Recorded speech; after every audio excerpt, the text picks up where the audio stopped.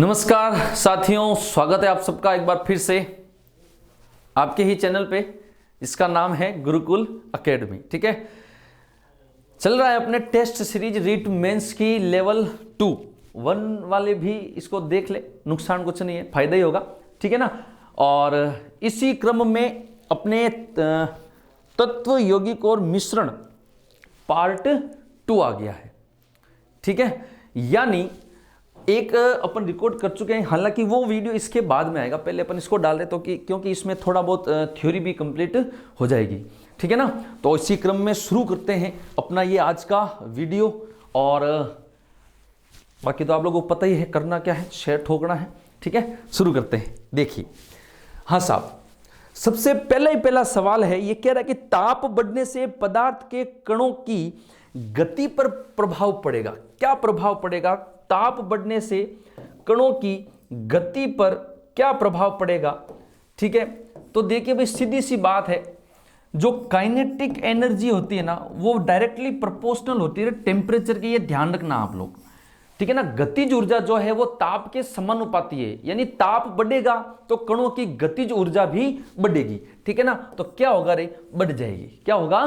बढ़ जाएगी। ठीक है। फिर है नेक्स्ट क्वेश्चन, ये कह रहा है पदार्थ के कण अपने आप ही एक दूसरे के साथ अंतः मिश्रित हो जाते हैं। पदार्थ के कण, ठीक है, अंतः मिश्रित हो जाते हैं। क्यों हो जाते हैं? देखो, कणों की गतिशीलता बढ़ने से होता है, कणों की संपीड़ितता के कारण होता है, कणों के रिक्त स्थानों में समावेश के कारण होता है, या कणों की आकर्षक शक्ति के कारण होता है।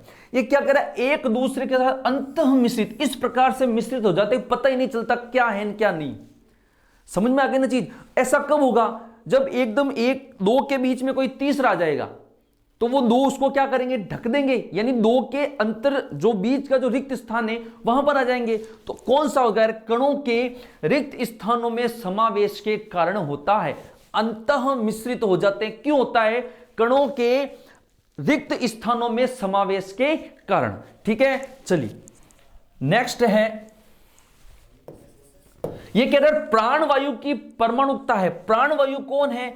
ऑक्सीजन है। इस ऑक्सीजन को हमेशा अपन इस रूप में ही लिखते हैं, O2 के रूप में। परमाणुकता का मतलब ये क्या है? ऑक्सीजन का एक अणु है, ऑक्सीजन का एक अणु है। और परमाणुकता का मतलब किसी भी अणु में या किसी पदार्थ में टोटल परमाणुओं की संख्या।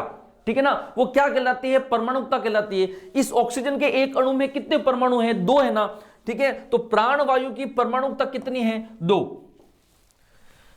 ठीक है, फिर ये कह रहे हैं ओजोन की परमाणुकता। ओजोन का सूत्र आपको पता है, O3 होता है। ये ओजोन का एक अणु है, इसकी प्रकृति विषैली होती है। और ओजोन की अपने वायुमंडल में एक परत है जो अल्ट्रावायलेट किरणों, विकिरणों को क्या करती है? अवशोषित करती है, धरती पर आने से रोकती है। और ओजोन क्षरण का मुख्य कारण क्या है? कार्बन डाइऑक्साइड हो गया, क्लोरोफ्लोरोकार्बन हो गया, ये सब गैसें जिसकी वजह से ओजोन परत में छेद हो चुका है। सब बातें अपन कर चुके हैं। इसकी परमाणुकता कितने हैं? 3 है ना, तो 3। ये कह रहा है निम्न में से कौन सा भौतिक परिवर्तन है? ध्यान रखना, भौतिक परिवर्तन, इसमें कभी भी नया पदार्थ नहीं बनता। ये ध्यान रखना, इसमें कभी भी नया पदार्थ नहीं बनता है, यानी जो है वही रहेगा, उसी में थोड़ा बहुत परिवर्तन हो जाएगा, आकार में परिवर्तन हो जाएगा, वगैरह वगैरह। ठीक है, लोहे में जंग लगना, ये तो रासायनिक परिवर्तन है, क्योंकि लोहा जो है ऑक्सीजन से क्रिया करके आयरन ऑक्साइड बना लेता है, नया पदार्थ है। मैग्नीशियम रिबन का जलना, मैग्नीशियम भी जब ऑक्सीजन के साथ क्रिया करता है तो मैग्नीशियम ऑक्साइड का निर्माण करता है। यह भी क्या है? रासायनिक परिवर्तन। मोमबत्ती का जलना, जेकर जलना लिखा हुआ आया, ये क्या है? दहन है। और दहन के अंदर क्या होता है? कार्बन ऑक्सीजन मिलके क्या बनाते रहे? CO2, नया पदार्थ बना कर नहीं बना रहे। और मोम का पिघलना, पिघलने से मोम क्या नए पदार्थ में बदलेगा? क्या सिर्फ उसका आकार बदलेगा? भौतिक परिवर्तन। ठीक है, वैसे मोमबत्ती का जलना, उसमें अपन अगर मतलब ऐसा कहें तो भौतिक भी है, रासायनिक भी है। जो वो बाट जलेगी वो रासायनिक परिवर्तन है, और उस बाट की गर्मी से मोम पिघलेगा तो वो भौतिक परिवर्तन है। ठीक है ना। चलिए, फिर है छठा, वह परिवर्तन जिसमें एक या एक से अधिक नए पदार्थ बनते हैं। अभी बताया नए पदार्थ किसमें बनेगा, रासायनिक परिवर्तन के अंदर। नया पदार्थ किसमें बनेगा, रासायनिक परिवर्तन के अंदर, ठीक है। वह परिवर्तन जिसमें कोई नया पदार्थ नहीं बनता क्या कहलाता है, भौतिक परिवर्तन। सिंपल है, अच्छे भी हैं। निम्न में से कौन भविष्य की धातु के रूप में जाना जाता है, इंपॉर्टेंट सवाल है। MTR, कई कर लो, MTR, मुझे तो रटो। रट्टो को मतलब टाइटेनियम। कौन है, टाइटेनियम। भविष्य की धातु कौन है, टाइटेनियम, ठीक है। उसके बाद ये है क्वेश्चन नंबर 9। क्वेश्चन नंबर 9 अपने से क्या कह रहा है कि जो ग्लिसरॉल चिपचिपा और उच्च क्वथनांक वाला होता है, ये ग्लिसरॉल चिपचिपा और उच्च क्वथनांक वाला क्यों होता है, इसका उत्तर अपने को बताना है रे, ठीक है। तो देखो, निम्न आणविक द्रव्यमान की वजह से, अंतः आणविक हाइड्रोजन बंध की वजह से, या अंतरा आणविक हाइड्रोजन बंध की वजह से, ठीक है। केवल एक, केवल दो, केवल तीन, एक और दो। ध्यान रखना, ग्लिसरॉल चिपचिपा और उच्च क्वथनांक वाला। उच्च क्वथनांक कब होगा, जब उसके खुद के अणुओं के बीच में जो बॉन्ड है, क्वथनांक का मतलब है उबलना। कोई भी पदार्थ कब उबलेगा, जब उसके दो अणुओं के बीच का बंध टूटेगा, यानी अणु स्वतंत्र होंगे फिर उबलेगा। लेकिन इसका क्वथनांक कैसा कह रहा है, उच्च। इसका मतलब उसके खुद के अणुओं के बीच में जो बॉन्ड है वो बहुत ज्यादा है, इसलिए उसका क्वथनांक क्या है, उच्च है। यानी अंतरा आणविक, उसके देखो, एक तो होता है अंतः आणविक, ये अणु इसके बीच में, और एक ये इसी के परमाणुओं के बीच के अंदर, ये रहे अंतरा आणविक। तो अंतरा आणविक हाइड्रोजन बंध की वजह से ग्लिसरॉल चिपचिपा और क्वथनांक उच्च क्वथनांक वाला होता है, ठीक है। उसके बाद देखो, द्रव्य की अवस्थाओं की अधिकतम संख्या क्या है।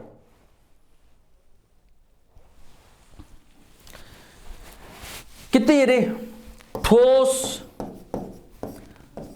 द्रव, गैस, प्लाज्मा, BEC। कितनी है भाई, 5। कितनी है, 5। इन 3 के बारे में जानते हो। प्लाज्मा क्या होता है रे, गैस की आयनीकृत अवस्था। कैसी अवस्था, आयनीकृत अवस्था, जिसमें कणों की ऊर्जा अत्यधिक होती है रे। कणों की ऊर्जा अत्यधिक यानी बहुत ज्यादा होती है, उससे क्या बनते रे, प्लाज्मा। तारे, सूर्य, इनकी चमक का कारण क्या है, कौन सी अवस्था है, पूछ ले तो प्लाज्मा अवस्था है। कौन सी है, प्लाज्मा, क्योंकि गैसों का आयनीकरण होता है तारों और सूर्य में। सूर्य भी एक तारा ही है। फिर अरे BEC, Bose Einstein condensate. Bose Einstein condensate ये कहता है कि किसी भी गैस के 1,00,000वें घनत्व से कम के बराबर किसी गैस का घनत्व अगर है और उसको अपन निम्न ताप पर अपन संपीड़ित करते हैं, तब जो अवस्था बनती है, अत्यधिक निम्न ताप पर तब जो अवस्था बनती है वो क्या है, BEC। तो कितनी अवस्थाएं होगी, 5। क्वेश्चन नंबर 11 ये कह रहा है, कथन 1 और कथन 2, जल में चीनी घोलने पर आयतन में कोई परिवर्तन नहीं होता है। क्यों, क्योंकि चीनी के कण जल के कणों के बीच रिक्तियों में चले जाते हैं, ये कह रहा है। अब देखो रे, ये क्या कह रहा है, आयतन में कोई परिवर्तन नहीं होता रे, ठीक है। अंतः मिश्रण, अभी अपन ने एक सवाल पढ़ा था, अंतः मिश्रित हो जाते हैं, यही चीज हो रही है। क्योंकि जब पानी के अंदर अपन शक्कर को घोलते हैं ना, तो वो शक्कर पूरी तरह अंतः मिश्रित हो जाती है, यानी उनके बीच की जो रिक्तियां हैं उसमें चली जाती है, इसलिए आयतन में कोई परिवर्तन नहीं होता। बिल्कुल सही है, ये भी सही है, ये भी सही है। तो दोनों एक कथन व्यवस्थित सत्य है। कथन 1 कथन 2 का सही स्पष्टीकरण है, ध्यान रखना, पूछ सके, ठीक है। 11वां, उसके बाद मेरे क्वेश्चन नंबर 12वां सवाल अपने से क्या कह रहा है। 12वां सवाल कहता है कि सामान्यतः द्रव की अवस्थाओं के भौतिक वर्गीकरण अवस्था में शामिल नहीं है। कौन शामिल नहीं है, देखिए, कोलाइड, गैसीय अवस्था, द्रव अवस्था, ठोस। अभी अपन ने पढ़ा ना, भौतिक अवस्था कितनी होती है, 5, ठोस, द्रव, गैस, प्लाज्मा और BEC। इसमें से कौन ये कोलाइड। देखो, एक होता है निलंबन, एक होता है कोलाइड, एक होता है विलयन। ठीक है, निलंबन में कण बड़े, आकार 1000 नैनोमीटर से अधिक।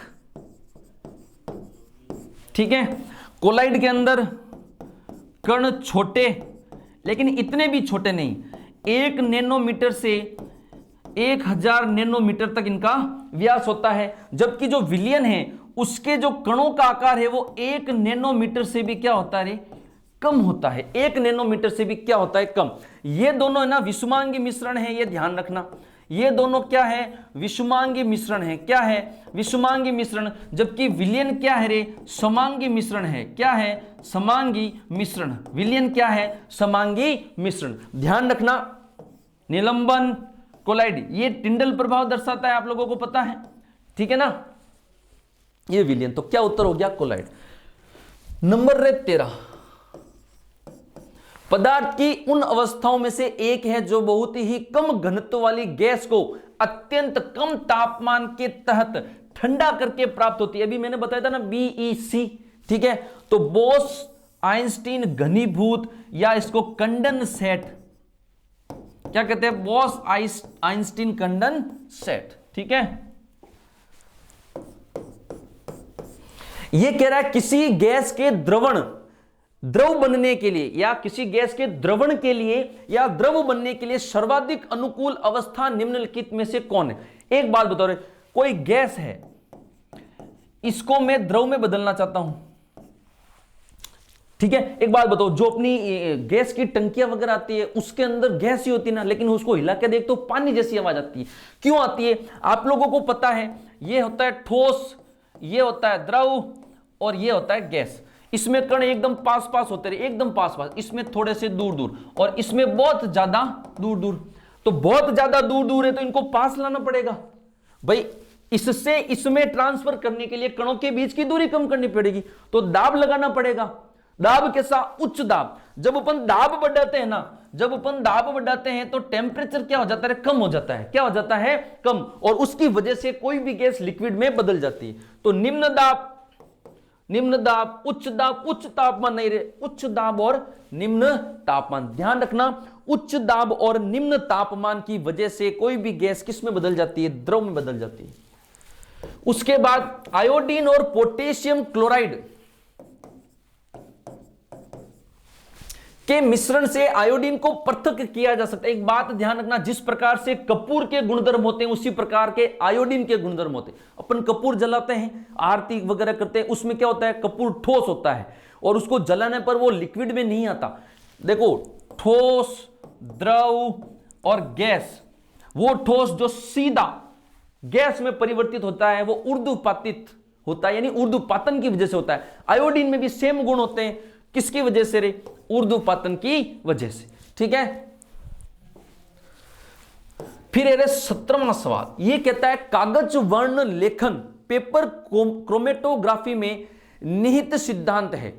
कागज वर्ण लेखन या पेपर क्रोमेटोग्राफी में निहित सिद्धांत कौन सा है रे।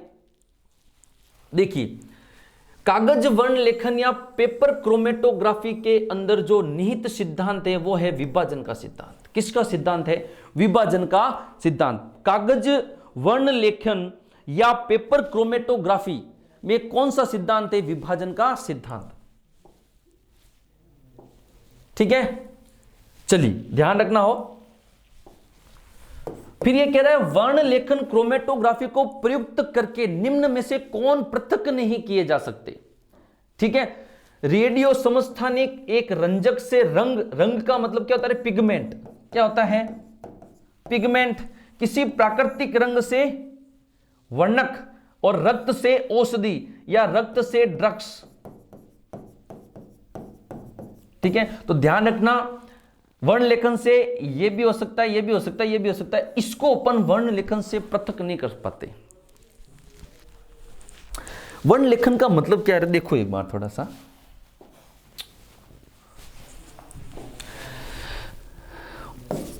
उन विलेय को पृथक करना, उन विलेय को पृथक करने में उपयोगी करने में उपयोगी जो समान विलायक में घुले रहते हैं, समान विलायक में घुले हुए रहते हैं, घुले रहते हैं। ये क्या होती है? क्रोमेटोग्राफी। क्या होती है? क्रोमेटोग्राफी। उसके बाद ये कह रहा है हवा है। ये कह रहा हवा क्या है? शुद्ध मिश्रण है, केवल यौगिकों का मिश्रण है, ठीक है, केवल तत्वों का मिश्रण है, और लास्ट वा कह रहा है अ और ब दोनों। तो हवा क्या है? शुद्ध मिश्रण या केवल यौगिकों का मिश्रण? तो ध्यान रखना दोनों है। हवा क्या है? शुद्ध मिश्रण भी है और यौगिकों का मिश्रण भी है। हवा के अंदर खूब सारे यौगिक है ना, H2O है, CO2 है ना, कार्बन मोनोऑक्साइड हो गई, मीथेन हो गई, ठीक है ना, बहुत प्रकार की गैसें, सबके सब यौगिक है। यौगिक का मतलब क्या? कि जिसमें निश्चित द्रव्यमान में दो तत्व आपस में जुड़ते हैं। तो H2O में भी निश्चित द्रव्यमान है, CO2 में निश्चित द्रव्यमान है, CO में निश्चित द्रव्यमान है ना, ठीक है। फिर ये कह रहा है कि दो द्रवों का एक समांगी मिश्रण है, उनको अलग कैसे कर सकते हैं रे? दो द्रवों का समांगी मिश्रण है, उनको अलग कैसे कर सकते हैं? समांगी मिश्रण है, ठीक है ना, उनको अलग कैसे कर सकते हैं? तो आसवन के द्वारा। ध्यान रखना, आसवन कब काम में आता है? क्वथनांक में जब अंतर होता है, क्वथनांक में निम्न अंतर होता है। कैसा अंतर? निम्न अंतर होता है तो आसवन काम में आता है। जैसे पेट्रोलियम के अपन घटक अलग अलग करते हैं ना, मोम है, केरोसिन हो गया, पेट्रोलियम हो गया, ठीक है ना। तो ये कैसे करते हैं? प्रभाजी आसवन के द्वारा। कैसे करते हैं? प्रभाजी आसवन के द्वारा। ये क्या है? समांगी मिश्रण है।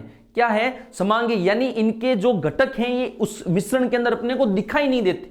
विषमांगी में तो दिखाई देगा, जैसे कि पानी के अंदर मिट्टी डाल दी तो ये विषमांगी, क्योंकि उस घटक के कण दिख रहे हैं, समांगी में नहीं दिखते हैं। तो ऐसे विलयन या ऐसा मिश्रण जिसमें अलग अलग घटक अपने को दिखते नहीं है लेकिन मौजूद होते हैं, समांगी मिश्रण होता है। उनको अलग कैसे करते हैं? आसवन के द्वारा अलग करते हैं। कैसे अलग करते हैं? आसवन के द्वारा।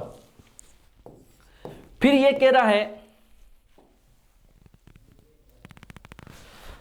यह कह रहा है किसी तत्व का परमाणु भार ज्ञात करने के लिए निम्नलिखित में से किसके साथ उस तत्व के परमाणु भार की तुलना की जाती है? देखो, अपने को पता ना, परमाणु भार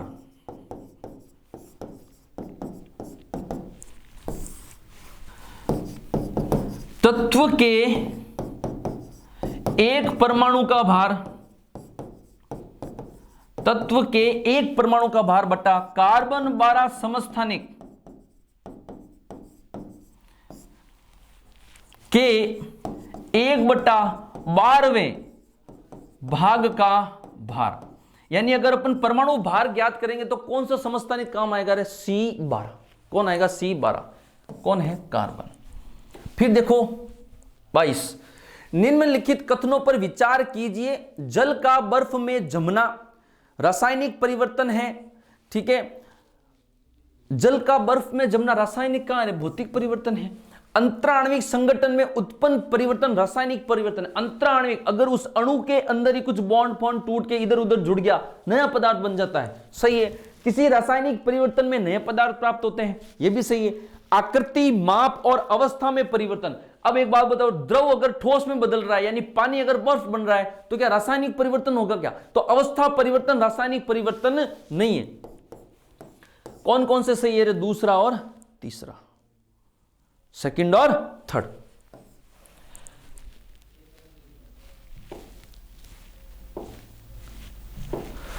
उसके बाद यह कह रहा है कि शुद्ध पदार्थों से रंगीन पदार्थ हटाने के लिए सक्रिय चारकोल का उपयोग किया जाता है। यह किसके द्वारा कार्य करता है? शुद्ध पदार्थों से, देखो सक्रिय चारकोल जो है ना, सीधा सा ध्यान रखना है, यह कौन सी क्रिया करता है? अधिशोषण की क्रिया करता है। कौन सी क्रिया करता है? अधिशोषण। अधिशोषण क्या होता है कि ठोस या द्रव की सतह पर, गैस में नहीं है, ठोस या द्रव की सतह पर किसी पदार्थ को धारण करना, पदार्थ को धारण करना, यानी सतह पर एक पतली झिल्ली बन जाती है, ठीक है ना। जैसे सक्रियत चारकोल जो है वो फेस मास्क में उपयोगी है। क्यों उपयोगी है? क्योंकि वायु के अंदर जो विषैली गैसें हैं वो अपने शरीर में नहीं चली जाए तो उसके ऊपर सक्रिय चारकोल लगा दे ताकि वो उनको अवशोषित कर ले अपनी सतह पर। ठीक है, तो किसमें काम में आता है? अधिशोषण में काम में आता है। ठीक है, चलिए उसके बाद ये कह रहा है कि मामूली कट जाने पर फिटकरी रक्तस्राव रोक देती है। ये क्या कहलाता है? मामूली कट जाने पर फिटकरी रक्तस्राव रोक देती है। ये क्या कहलाता है? रक्त का क्या बनता है? थक्का बनता है। इसको क्या कहते हैं? स्कंदन कहते हैं। क्या कहते हैं? स्कंदन। ठीक है, उसके बाद देखो रे, निम्नलिखित सूचियों को सुमेलित कीजिए। ठीक है, सबसे पहले रे धुआं। धुआं क्या होता है? तो धुआं होता है कि गैस में ठोस, गैस में ठोस। ठीक है, गैस में ठोस, ये रहा धुआं होता है गैस में परिक्षिप्त ठोस। उसके बाद जेल। जेल क्या होता है? ठोस में द्रव। ठोस में क्या होता है? द्रव। जेल क्या होता है? ठोस में द्रव, ठोस में द्रव। उसके बाद इमल्शन। उसके बाद में क्या रे? इमल्शन। इमल्शन को अपन पायस भी कहते हैं, ध्यान रखना। ये द्रव में द्रव होता है रे, द्रव में द्रव, द्रव में द्रव, ये रहा। और लास्ट का है रे फोम। फोम क्या होता है रे? फोम होता है द्रव में गैस, द्रव में गैस। तीन हो गए, ठोस में ठोस, द्रव में गैस, ये रहा। मिला लो, ए का 5, बी का 4 और सी का 3, डी का 1 हो गया। ठीक है, अब देखिए ये कह रहा है कि पायस एक कोलाइड होता है। अभी पढ़ा था, पायस को अपन क्या कहते हैं? इमल्सन कहते हैं। पायस को क्या कहते हैं? इमल्सन। तो ये क्या होता है? द्रव का द्रव में। क्या होता है? द्रव का द्रव में। उसके बाद में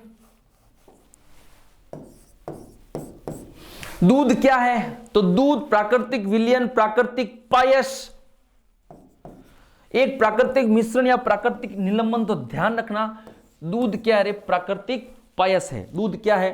प्राकृतिक पायस है। ठीक है, देखो कॉपर इलेक्ट्रोडों का, ये कह रहा है कॉपर इलेक्ट्रोडों का प्रयोग करके कॉपर के जलीय घोल के विद्युत अपघटन से मिलते हैं।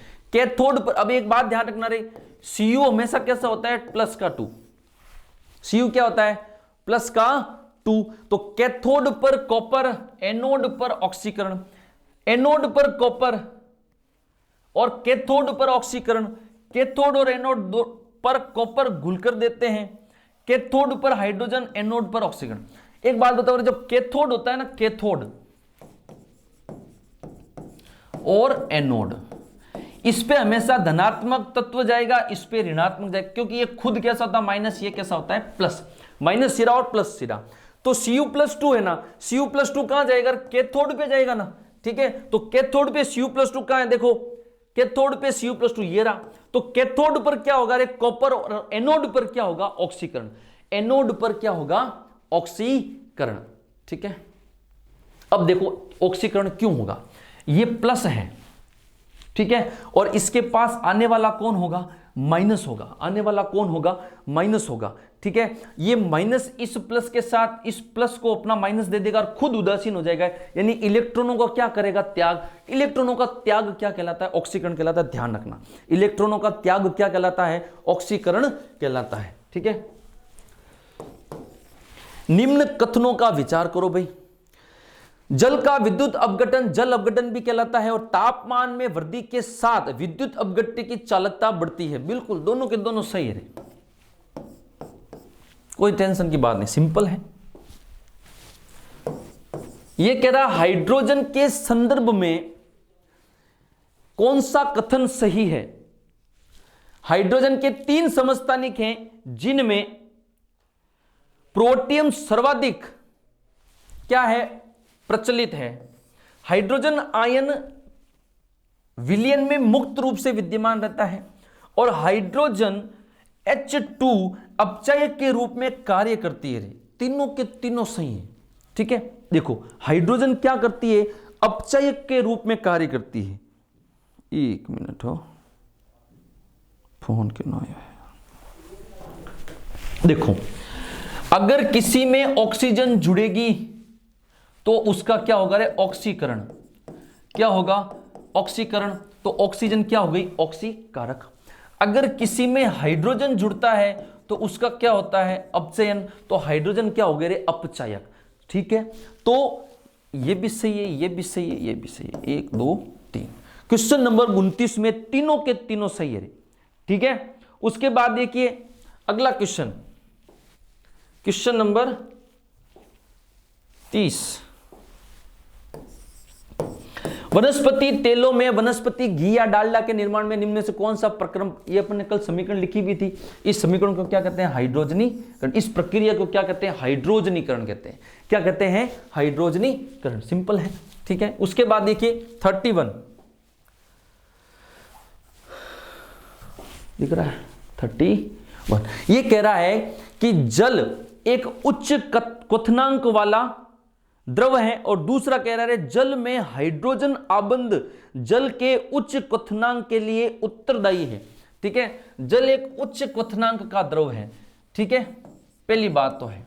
फिर दूसरा ये कह रहा है कि जल के अंदर क्या पाया जाता है, H बॉन्ड पाया जाता है, हाइड्रोजन बंध पाया जाता है। हाइड्रोजन बंध अत्यधिक प्रबल बंध होता है, ठीक है। अब एक बात, जब बॉन्ड प्रबल होगा तब क्वथनांक तो हो गई होगा, और बिल्कुल सही बात है, पानी का क्वथनांक कितना है, 100 डिग्री नहीं है क्या, बहुत ज्यादा है, ठीक है। तो बिल्कुल दोनों के दोनों क्या है, सही है, दोनों कथन सत्य है। 1 और 2 का यही हो गया, लो, ठीक है। उसके बाद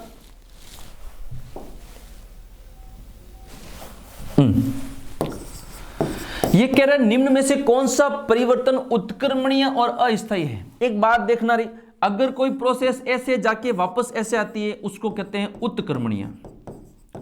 क्या कहते हैं, उत्क्रमणीय, यानी ये जाके वापस आ गया, अपनी जगह पे स्थायी नहीं रहा, इसलिए ये क्या है, अस्थायी है। क्या है, अस्थायी। और अगर कोई प्रोसेस सिर्फ एक ही बार होती है, वो भी एक ही डायरेक्शन में होती है, यानी पर्टिकुलर अब ये चीज बन चुकी है, तो ये क्या हो गया, उत्क्रमणीय, अनुत्क्रमणीय, अनुत्क्रमणीय। और जो अनुत्क्रमणीय होते हुए कैसे होते हैं, स्थायी होते हैं। अब एक बात बताओ, भौतिक परिवर्तन है, जैसे मान लो किसी भी गेंद को ऐसे दबाया तो उसके आकार में बदलाव हुआ, तो पहले तो प्रोसेस ऐसे हुई, फिर जैसे ही छोटा अपनी मूल अवस्था वापस आई, यानी वापस लौट आई, तो भौतिक परिवर्तन क्या होते हैं, उत्क्रमणीय और अस्थायी। जबकि रासायनिक परिवर्तन क्या होते हैं, अनुत्क्रमणीय और स्थायी, ठीक है। तो उत्क्रमणीय और अस्थायी पूछा रे, भौतिक परिवर्तन।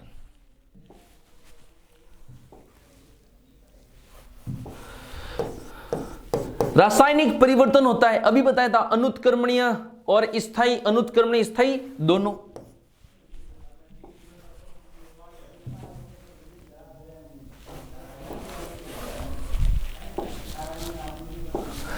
ये लिखा हुआ है KMnO4 व K2Cr2O7 किसके उदाहरण है, अपचायक के हैं, ऑक्सीकारक के हैं, रेडॉक्स अभिक्रिया, अभिक्रिया तो हो ही नहीं रही है, ठीक है। किसके उदाहरण है, अपचायक के, ध्यान रखना रहे, ये दोनों किसके उदाहरण है, अपचायक के, ठीक है।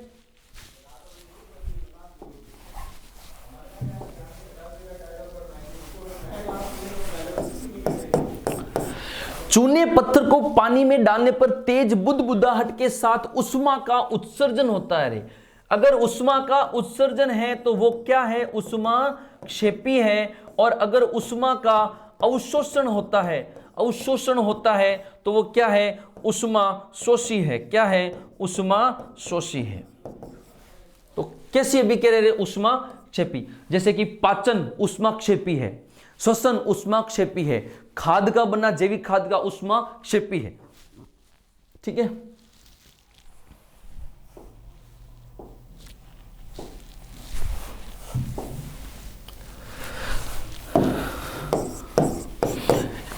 अमोनिया बन रही है, ये कह रहा है अभिक्रिया में धनात्मक उत्प्रेरक का काम कौन करता है। तो ध्यान रखना, इस अभिक्रिया में धनात्मक उत्प्रेरक का काम करेगा फेरस और मोलिब्डेनम। कौन करेगा, फेरस और मोलिब्डेनम। सीधी सीधी अभिक्रिया पूछी जा सकती है। फेरस और मोलिब्डेनम कैसे आ गया रे इधर, फेरस और मोलिब्डेनम। ठीक है, चलिए 37 हेलो सा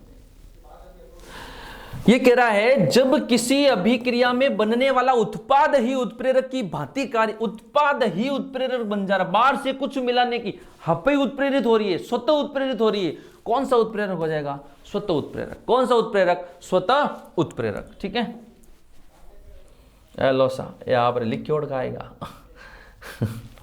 ठीक है 38 मेहंदी में कौन से यौगिक पाए जाते हैं। ये कह रहा है कि मेहंदी के अंदर कौन से यौगिक पाए जाते हैं। ठीक है, देखो रे, क्विनोन, नेफ्थोक्विनोन, लासोन, तीनों के तीनों होते हैं, नाम याद रखना, क्विनोन, नेफ्थोक्विनोन, लासोन। जो लासोन होता है ना, ये कैसा होता है, रंगहीन होता है, लेकिन जैसे ही सनलाइट यानी सूर्य के प्रकाश के साथ ये मिलता है ना, तब कैसा यौगिक बनाता है, लाल यौगिक बनाता है। कैसा यौगिक बनाता है, लाल। इसलिए मेहंदी रचती है। मेहंदी राचे क्यों, क्योंकि इसके अंदर लासोन होता है। ठीक है, मेहंदी राचती क्यों है, इसके अंदर लासोन नाम का एक रंगहीन पदार्थ होता है जो सूर्य के प्रकाश की उपस्थिति में लाल रंग का यौगिक बना देता है, इसलिए मेहंदी राचती है। कई काली राचे हैं, कई लाल। ओरिजिनल केड़ी वेर लाल, केड़ी वेर। इसके बाद 39 लोशा कई कहे हो, जादूगर पानी में आग लगाने के लिए कौन सा तत्व उपयोग करते रहे।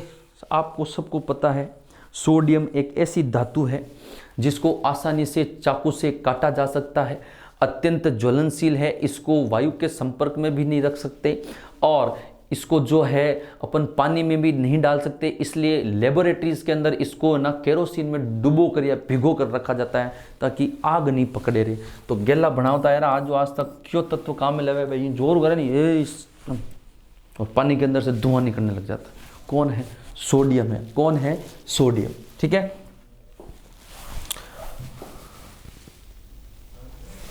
देखो रे, निम्न में से कौन सा परिवर्तन भौतिक तथा रासायनिक दोनों है। ये मैंने लिखा है ऐसे ही है, दोनों चीजें एक साथ समझाने के लिए, कंफ्यूजन वाला सवाल नहीं पूछे। ठीक है, वैसे पूछ लेने में क्या, अभी मैंने बताया ना, मोमबत्ती का जलना, जहां दहन है वो क्या है रे, रासायनिक, लेकिन मोम भी तो पिघल रहा है ना रे, ये क्या हो गया रे, भौतिक। तो अगर पूरी मोमबत्ती एक साथ जल रही है तो भौतिक और रासायनिक दोनों हो रहे हैं, ऑब्वियस की बात है ना, कोई दिक्कत की बात नहीं। इसके बाद देखिए 41 नमक के जलीय विलयन में विद्युत धारा प्रवाहित करने पर कैथोड तथा एनोड, ये कैथोड माइनस ये एनोड प्लस, क्या कह रहे हैं, नमक के जलीय विलयन में NaCl प्लस H2O, तो कैथोड पर एनोड पर कौन सी गैसें प्राप्त होगी। एक बात बताओ, ये कह रहा है H2 Cl2 Cl2 S2 CO2 तो बनी नहीं। तो देखो ये जो माइनस है इस पे कौन आएगा, प्लस वाला आएगा, कैथोड पे प्लस वाला आएगा। अब एक बात बताओ, हाइड्रोजन पे प्लस होता है चार्ज के, क्लोरीन पे प्लस होता है, किस पे होता है, हाइड्रोजन पे। तो इस पे कौन सी गैस आ जाएगी रे, हाइड्रोजन, और अपन हमेशा क्लोरीन इस तरह से लिखते हैं, तो इस पे कौन सी गैस आ जाएगी, क्लोरीन। ठीक है, किसका उपयोग श्याम श्वेत फोटोग्राफी में करते रहे, silver chloride, silver bromide, silver iodide, calcium carbonate. ध्यान रखना AgBr, क्या नाम है, AgBr, सिल्वर ब्रोमाइड। ठीक है,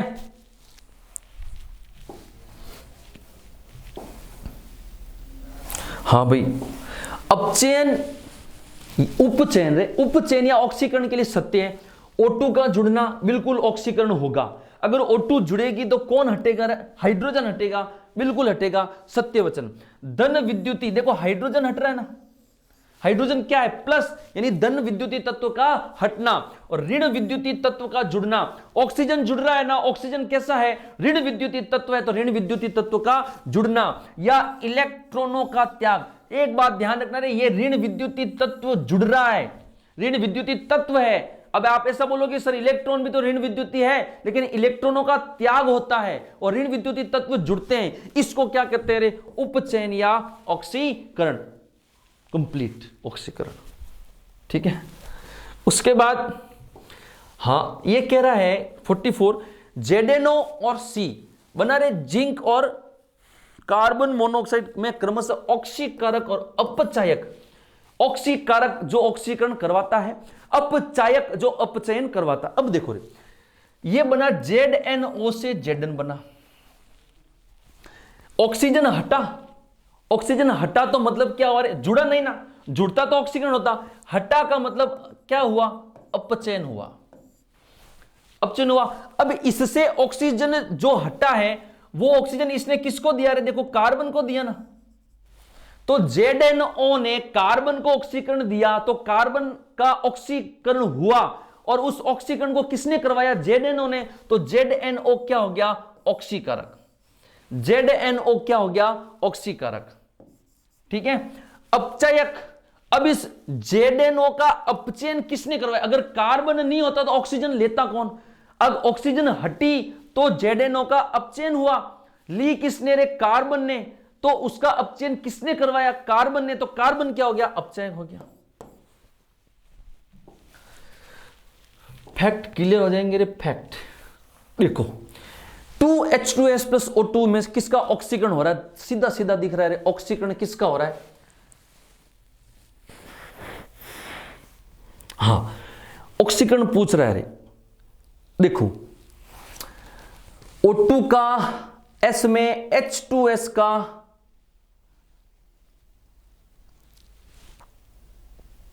हाँ भाई देखो, इससे ये देखो रे, H2S से क्या हो रहा है? S बन रहा है, यानी हाइड्रोजन हट रहा है।